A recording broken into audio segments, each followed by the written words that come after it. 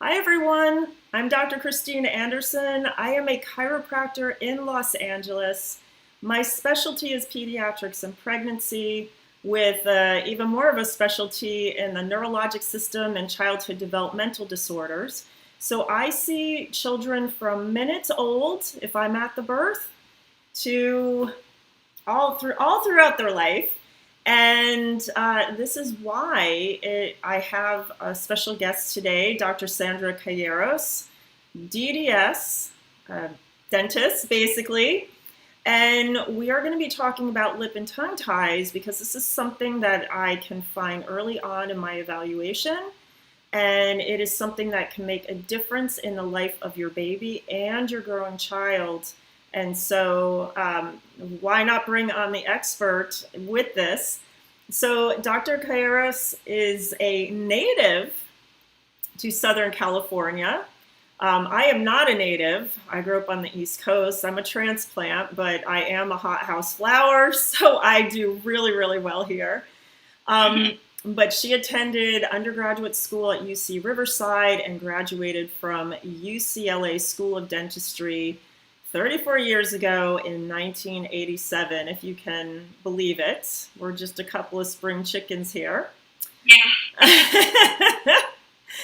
And she can be found with her general dental practice in the city of El Segundo, down just a little bit south of the airport, LAX. So almost right on the beach there. I just love your screen saver there. She is married and the mother of 2 adult children and also 1 grandson. How amazing. How old is he? He's 3. Oh my God. The love of my life. So cute. Yeah, I still have yet to have that experience, but I'm hoping at some point soon, within maybe like the next 5 years or so. So I have. I love it. It's the best. Oh yeah, all the fun and none of the responsibility. Get your baby fix. Exactly. But you have extensive training in advanced dentistry. So what I would love to start off with is a little bit how you came to be a dentist in the first place, and what led you to your training in advanced dentistry. What is the advanced training that you've had, and then what kind of brought you to this aspect of helping babies and even older children and adults with lip and tongue ties. So take it away. Yes. So,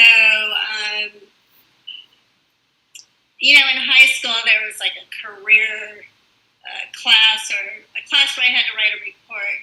Pick 3 careers and write a report, and so I had to do all this research. So I chose veterinary medicine, optometry, and dentistry.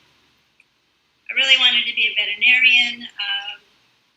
That didn't happen, so dentistry was actually my second choice. I think it's a great blend of art and science.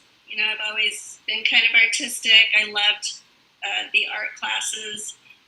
So I ended up becoming a dentist, and I just really love learning. So, I take tons of courses every year, continuing ed.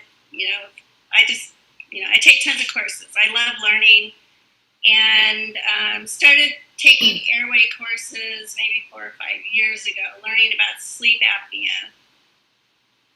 And once you start, sleep apnea, I thought was just about making airway, snoring appliances. But the more courses I took, the more I learned that it's not just about making sleep appliances. There are some people out there that's, it's pretty much what they do. They diagnose and then they make a sleep appliance. But there's just a lot more to it than that. And so one thing led to another, and I was just led down the rabbit hole into where now I'm treating infants. I never would have thought in a million years I would be treating newborn babies, 4-week-old babies. This isn't anything I ever learned in dental school. I'm not even sure they teach any of this in dental school. I don't think they do. And I don't think they teach much about this in medical school either. I think the training is very, very limited. I can't speak for the medical school, but I know for the dental school, I don't think it's being taught. So, I first started treating adults with sleep apnea and upper airway resistance syndrome, sleep disorders, airway and breathing disorders, and I know what happens to somebody when they have sleep apnea. I see what happens to their health and their overall body, the breakdown of all the systems. Well, yeah, and you're cutting off oxygen. Hello. Yeah. We need oxygen for our brain and our bodies to function. You cut that off. There's no way you can be well. Yes, the first thing we do when we're born is we take our breath, and it's the last thing we do when we die. So, and I think the public is becoming more and more aware of how important it is to breathe properly, to breathe through our noses, nasal breathing versus mouth breathing. I think more and more people are hearing about it. So when I took a course and found out, about tongue ties in infants and that I could actually treat that, I thought, wow, I could make a difference right from the start and prevent all these problems that could happen to these babies as they grow. Well, let's dive a little bit right into that, and just kind of backing up. I've thrown out the term lip and tongue tie. These are lay terms. There's fancy schmancy medical terms like ankyloglossia. What? Ankle on your what? Which is the medical term for tongue tie. But maybe just let's back up and have you explain exactly what are lip and tongue ties? Like, what is this that we're talking about? So our bodies have a fascia system, and it's the thin connective tissue that kind of holds our body together, holds our organs, our muscles, our nerves, our arteries together. So it's this thin layer connective tissue. There's something called the deep frontal fascial line, and it's connective tissue. You can actually dissect it from under the tongue. So if you look under your tongue and you see that little cord of tissue, that's called a tongue tie, especially called a tie when it's really tight and thick and restrictive. It can be dissected from the tongue, and it has been dissected in a cadaver from the tongue all the way to your toes. So it's all connected throughout your body.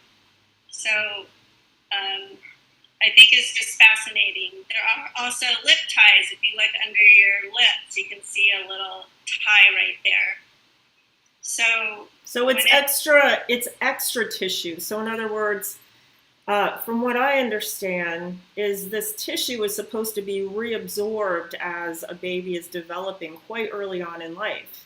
And if that doesn't happen, then you have that extra tether or extra tissue that can stop the tongue from moving properly.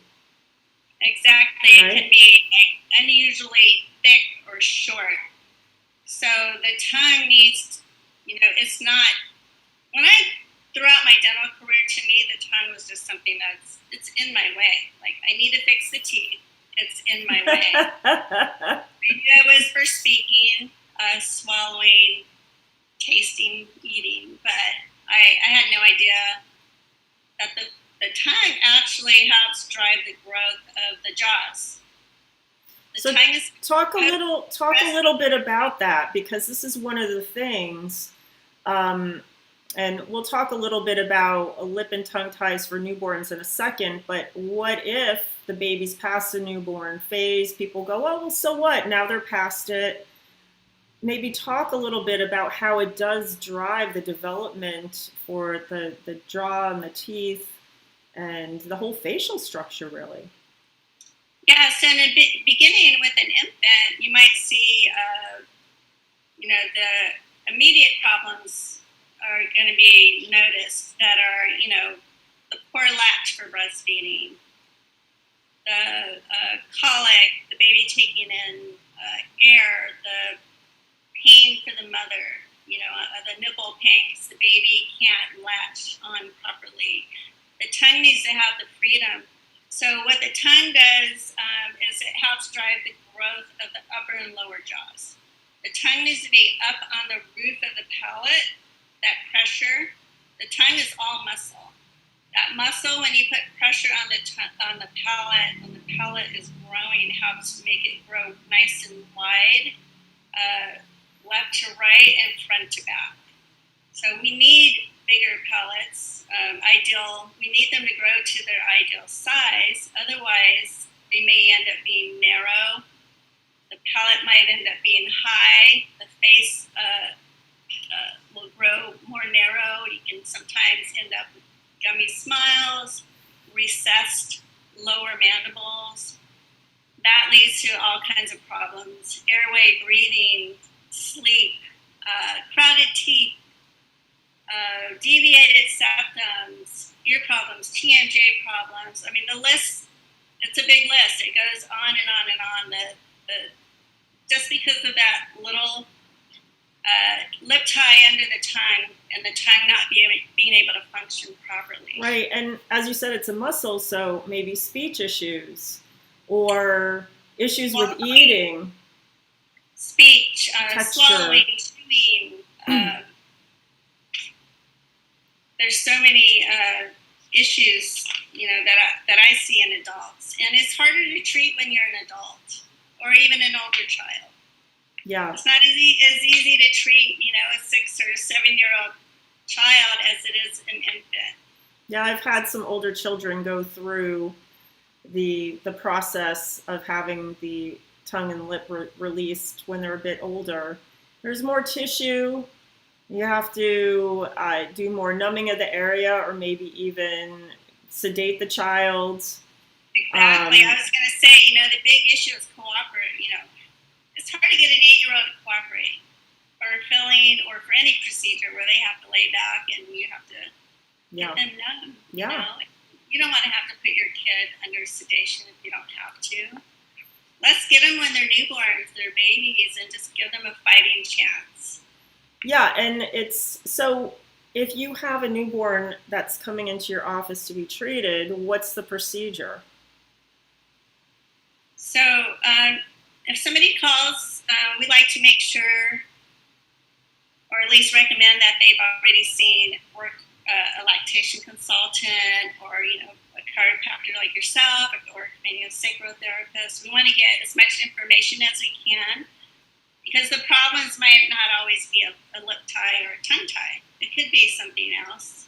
So we want to get as much information as we can. So the baby comes in, we do a thorough assessment using our loops and our light and taking in all the information from the parent and the other providers, hopefully. And then what we do is we place a really effective topical anesthetic on right on the tie. And it works really well. We swaddle the baby. We put a little protective goggles on the baby, and I use a CO2 laser. It's about the size of like a pen, and it just emits a little tiny laser. It targets the water molecules. That's how it works, and it's really fast. And it's, there's hardly any bleeding, if at all, minimal to zero bleeding, minimal to zero discomfort. And it's, literally takes, maybe 5 to 10 seconds to do the actual release. It happens fast, and then baby, most of them are crying just because they're being swaddled, and we're doing something to them. So they're going to cry a little bit. Then we take them right back to the parent and the mom, and sometimes sometimes they want to breastfeed and sometimes they don't. And then we have, wound care. We teach them some exercises for the wound care to strengthen the tongue. And then we have a couple of post-operative visits, make sure everything's going okay for the baby and the parents. So you've only ever done laser, correct? Have you ever done scissors? Yes. But I learned both ways. Oh, you did? And, and I will use scissors if I think it might be a better way to go. Like in an adult, maybe. But for the babies, I only use the laser. Yeah, of course. I've been around long enough, pre-laser. So that's what I used to have to refer my patients, my little babies, for their release is to someone using scissors.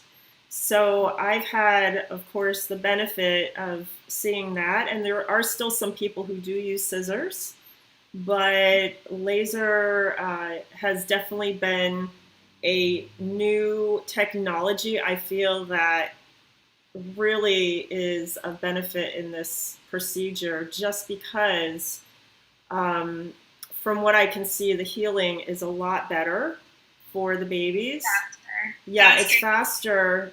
There's less tissue trauma, and you're cauterizing at the same time that you're releasing, so there's really no bleeding. Right. And I think, especially with the lip, because the lip does have a tendency to regrow, that tissue tends to regrow back if you're not really good with the aftercare. But with the laser, I've seen less of issues in the healing of that. So I really love that there's this technology available. Yeah, I love my laser. I mean, I use it for other procedures in my office too. We use it for cosmetic, gum contouring.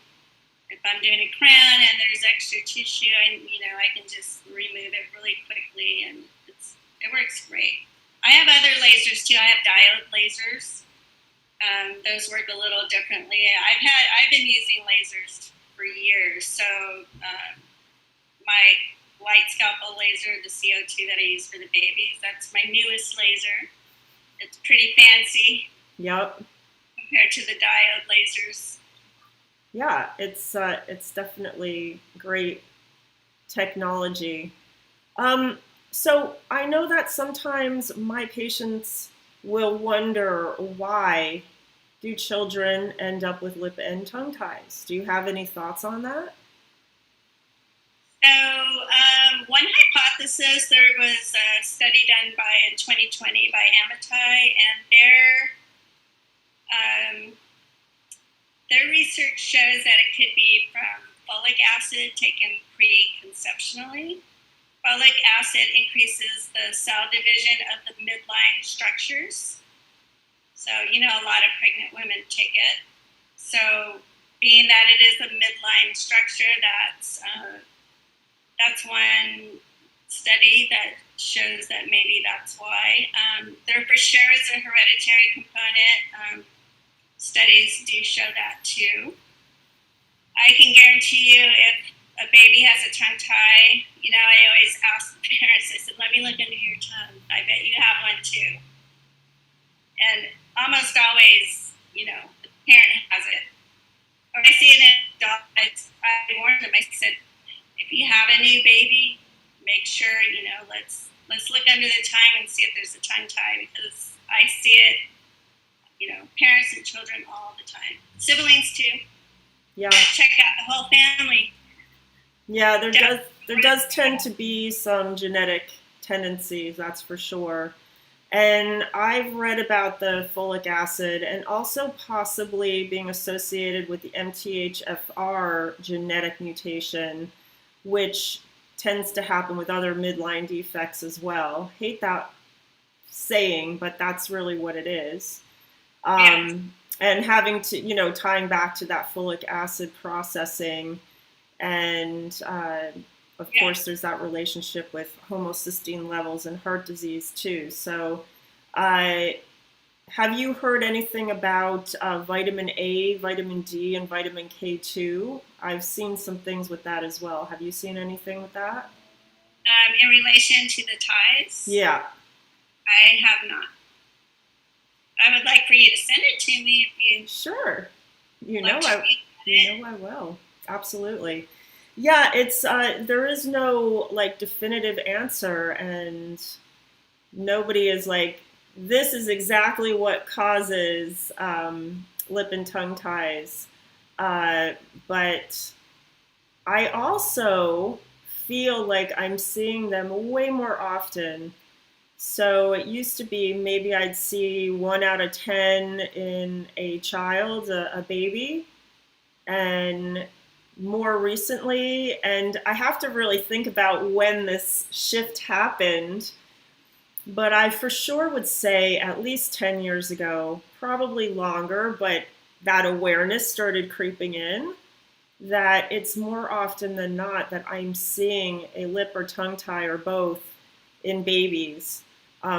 Maybe 1 out of 10, I'm not. That's how it's sort of flipped on its axis, this ratio. And I don't just think I'm looking more for it. Um, I was going to ask you that. yeah, I mean, certainly maybe at first, but not, because I look and I'm in the mouth of every baby. So I'm for sure checking every single baby. But Lucky parents to have you doing that. what's that? Your parents, they're lucky to have you doing that. Yeah, well, this is it's a bit of a different way that I approach newborn care that fills in a lot of the gaps that I feel medical care is lacking. Like you said, usually you're hopefully getting a referral from a lactation consultant or a craniosacral therapist or a chiropractor who sees babies, because medical pediatricians aren't looking for things like midline defects, lip and tongue ties, just like they are not really looking at primitive reflexes in the way of what if one is absent or asymmetric. They don't even like what is that supposed to mean if they're not looking at a brain damaged child. And they certainly are not checking to make sure they're retained after the age of 1. So there's a lot of gaps in the care of our children that are served by outside of the medical community. And that's why we really need a team for children to make sure that they're being accurately assessed. And I've heard from other people in Russia, they are right on top of it with the neurologic development of children. I don't know so much about lip and tongue ties, but in other countries, they do a much better job of this than they do in America, because it's unfortunately pharmaceutically driven.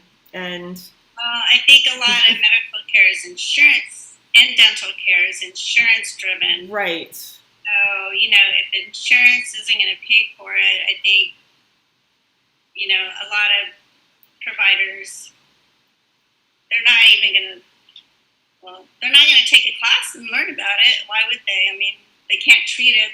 They know it's not going to become part of their practice. Yeah, there's so much that goes into it that drives the way healthcare is done. So, I mean, we could talk for hours on that. That's for sure.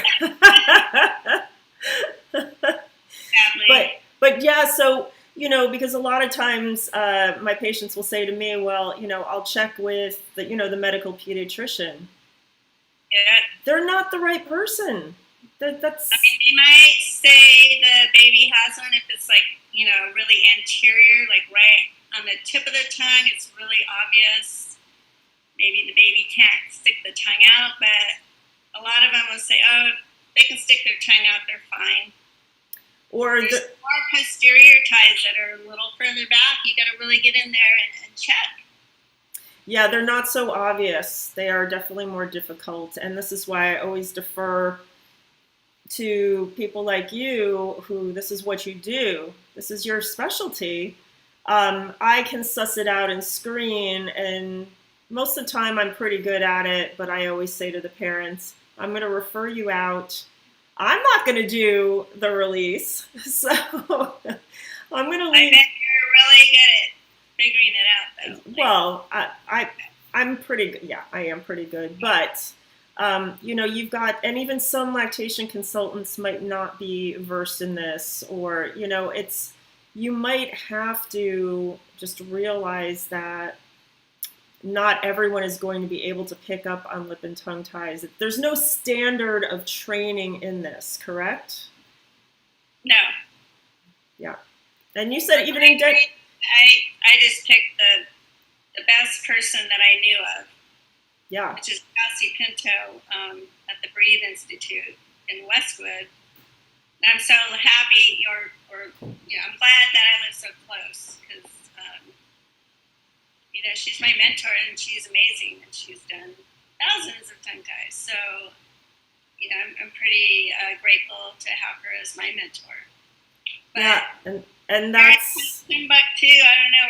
You're gonna have to fly somewhere. I don't know. Well, so there's nowhere in particular, people can go for finding out professionals. I would say if you're listening to this and you're not in Los Angeles, you check in with some lactation consultants, check in with some midwives, check in with some cranial sacral therapists or pediatric chiropractors. They're going to be the best resources for getting your foot in the door, either for screening or referrals to professionals like yourself. But yeah, it might be worth it to travel if you can't find somebody right in your area. That's definitely for sure.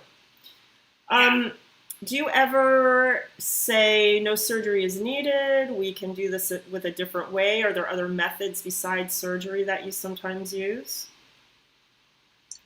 Well, there are, some babies that come in with breastfeeding issues, and, we look and I don't see a tongue tie, I don't see a lip tie, or sometimes I see a tongue tie, but the lip is fine. Sometimes the lip is tied, but the tongue is fine. So you just got to get in there and feel around and take a look. So surgery is not always necessary. Sometimes body work, will benefit and help a lot. They see you or sacral therapist. Maybe they need to work with the lactation consultant, which I always recommend they do that first anyway. But if there is a lip tie and it's a big component of what's going on, the body work's only going to get you so far. Right. That structural component needs to be taken care of. Yeah. Anything else that you think people should know about lip and tongue ties, or might be helpful for? I think if there's, when I breastfed many years ago, I didn't even know what a lactation consultant was. I had mastitis, I had all kinds of problems. I just thought, oh, this is normal. Why wouldn't my breasts hurt? They're not used to being sucked on by, every 2 or 3 hours, but it's really not supposed to be painful. Yeah, you are absolutely correct. It should not be painful. A little bit. I'm going to talk until you unfreeze yourself. Yeah, it shouldn't. It might be a little bit uncomfortable when you start first nursing, but it should never be painful where you have bleeding or nipples that are cracked and mastitis. I had mastitis. I mean, it's so worth it to have the baby looked at if you suspect something. Absolutely. If you're having those problems, baby falling asleep breasts, they get gassy and because they're taking in air because, maybe the lip isn't flanging or the tongue's, not efficiently removing the milk. They can get fussy at the breast. If you see a lip blister, that's a sign that the lips are working too hard, which is causing the pain on the nipple. What else? Colic. poor weight gain. That's, that can happen because the baby's not feeding enough. I mean, the best comment one of my moms gave me recently was, I have my baby back now. Her baby, like the whole personality of the baby changed after the lip tie was released. Yeah. Otherwise, it's really tension from head to toe, and it's tied into also the dural system, which surrounds the brain and spinal cord. So I'm always making those connections as well. And if there is tension in the fascial and or dural system, the baby's not going to be comfortable. They're not going to want to be put down. They're going to cry. They're going to want to be picked up and rocked and moved and swung and, everything under the sun. And when you have a baby that's comfortable, who's able to nurse properly, because if they have a tongue or lip tie, or they have cranial misalignments, or both, then they're not going to be able to get that milk down very efficiently. They'll tire out, they'll fall asleep at the breast, they're not going to get enough food, then they're going to wake up and cry. And I think that's a really perfect statement that, never mind getting your baby back, they probably never had a moment of peace before that. That's true. So, I've seen adults, and I've worked on adults, from the very first cut of the tongue tie, they'll report feeling something different. Like one guy I watched have his tie released. Very first cut, he says, "I feel something in my foot." And then it was Dr. Zaghi, and then he did a little more. He says, "Now I feel something in my thigh." Another patient said, "I feel like something in my lower back." They feel like a release. They feel the actual, like, things are opening up. They feel like they can move their head, and their head radius can turn more easily. I worked on some twins. I did their releases, and they said they used to walk up this hill or exercise. They'd have to stop halfway. And they said after their release, they just could, like, walk straight up. They had more energy. They were able to just breathe easier. They thought that was really cool. I did too. Yeah, and that's the great thing about working on adults, because they can put into words what they're feeling and experiencing. It's sometimes hard to know with babies and children. You just have to kind of go by behavior-wise. But if they're older children or adults, having them be able to express exactly what they are feeling, it can be quite dramatic. So, I mean, I have to think that babies feel the same thing. They have to, it's to remove that restriction in the fascia. Absolutely. They just can't tell us. They tell us in their behavior afterwards, where they can be put down. They're sleeping easily. They're not needing to be held so much. And I see it in action when I'm working on the cranial system and they're going through the release, and it's tough. It's tough sometimes. I'm not going to lie. They're crying. They're crying hard. And when they're in that fight or flight sympathetic mode, and then we get them into the parasympathetic, which nervous system side of it, which is the rest and digest, and so they do become different babies. Yeah, and they basically will fall into almost a dead sleep when that release occurs. It's pretty dramatic. But I do find if they have a lip or tongue tie, until that gets released, I have to keep working on them, because it keeps pulling out of alignment and keeps getting restricted. And that's why sometimes if I just cannot I'm releasing the cranial bones, I'm working on the dura, but things are not holding, and I see that they probably have a lip or tongue tie, and I just say to the parents, look, this is not holding because this needs to be released. And when that release happens, then they're adequately able to finish releasing the tension in the dura and the fascia in the rest of their body. And that's what I do to help with that that aspect after you do what you do in your office. So it is really beneficial. I think you're probably seeing that too, the ones that work with additional cranial sacral therapy, that it's helping with that process of release. Yeah, it makes a big difference. Yeah. So I was going to say, normalizing structure does not automatically normalize the function. Good point. Absolutely. It's a start, but it's not everything. Absolutely. Yeah. And the babies with the tongue ties, they usually have, the additional stressors in their bodies. It's not just the tongue tie, and like we said in the beginning of our little talk here, it's just, you can even look it up. Like there's a picture of a dissected tongue, the fascia dissected all the way to the feet. I just think it's so fascinating. And then if I've had like I said, I've watched tongue tie releases in adults, and it's just almost magical. It's unreal. It's crazy. What a difference it makes. Yeah. Are you documenting that? Were you before and after? Sort of what happens? I take pictures. I do little video testimonials. Yeah. But what else were you talking about? No, something like that where you're, especially pictures or videos. It's always 1,000 word. Like rather than saying something, having that image.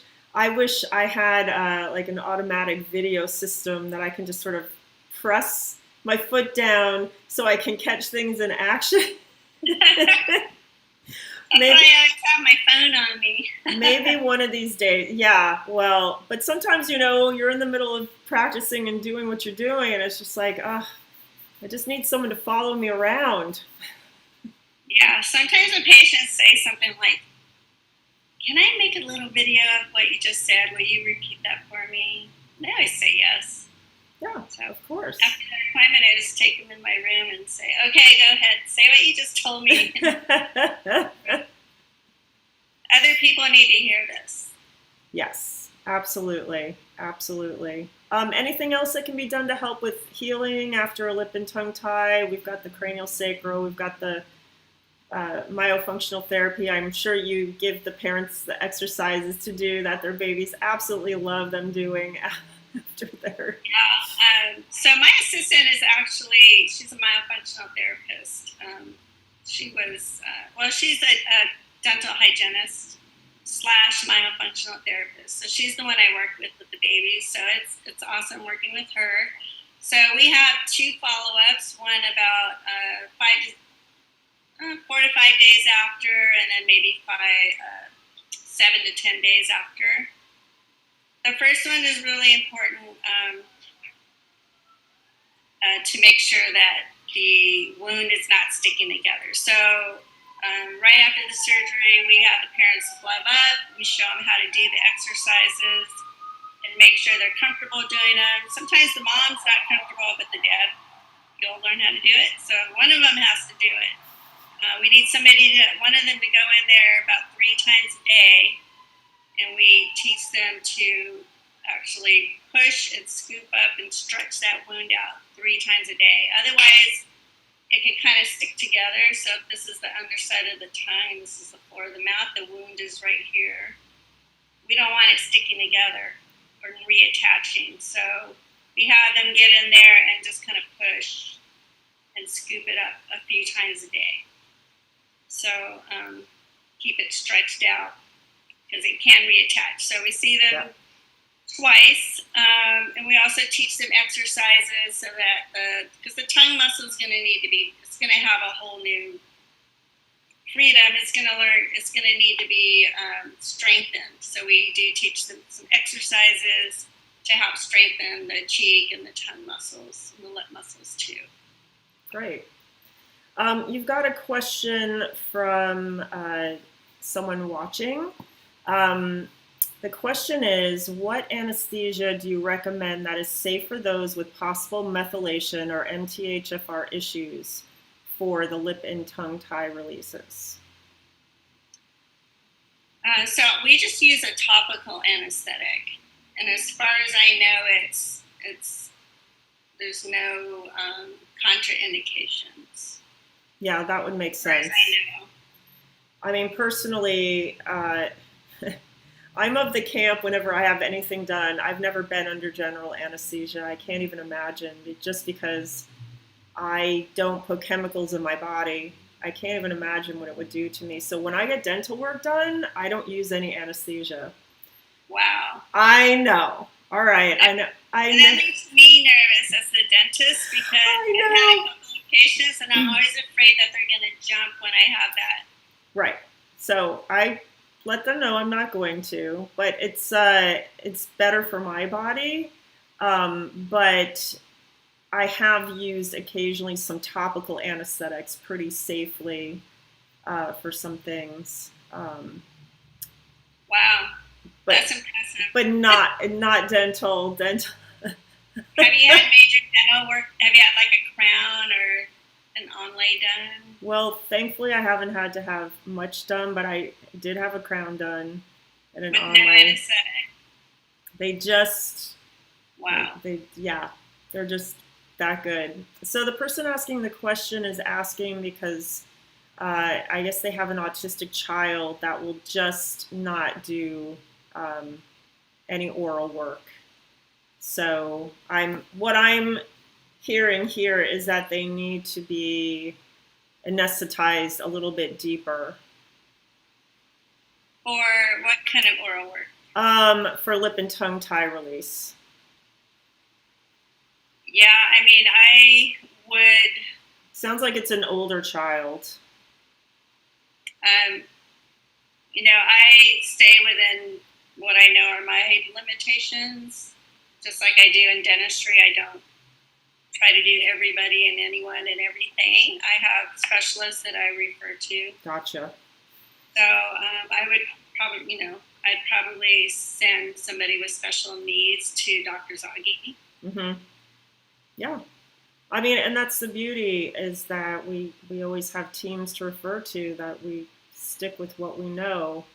Yeah. And whenever in doubt, that's the best way to go. Or if I don't know, I'll say I'll find out for you, or let me refer you to somebody who this is what they do.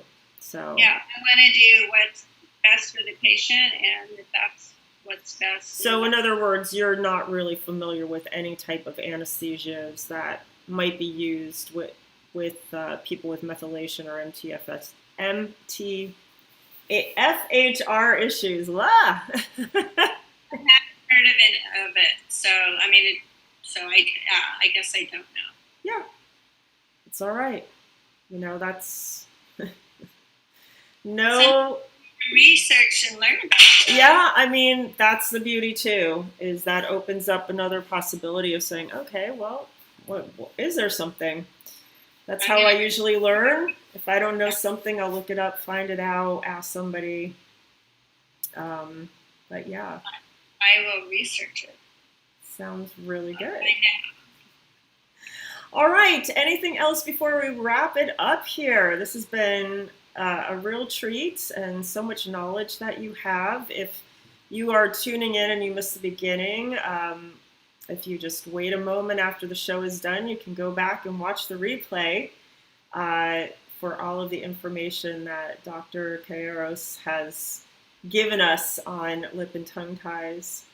Anything else to add before we end? Let's see. I don't know. There's just so much on this topic. I have my notes here. I just make sure I don't forget to say anything. But if anybody listening wants to reach out and email me or contact me in any way, I'd be more than happy to answer those questions in case I missed anything. I think we covered a lot. I will put your information in the description once this posts.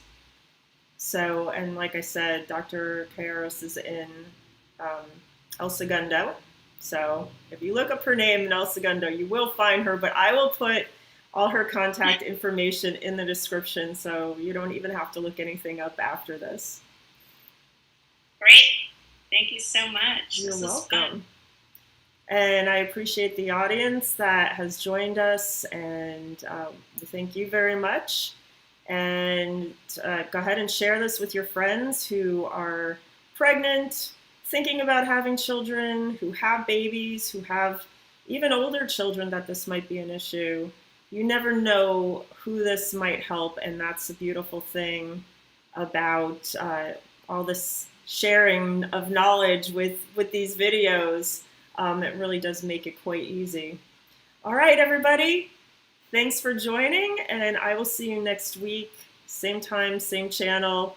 I don't know yet. I think I'm going to finish up my series on the primitive reflexes, but definitely thank you so much, Dr. Sandra, for coming on. You're welcome. Thanks for inviting me. Yeah. I hope, even if I could help one baby out there, I'd be happy. That's the beauty of it. All right, everybody. Have a great week. Okay. Good night.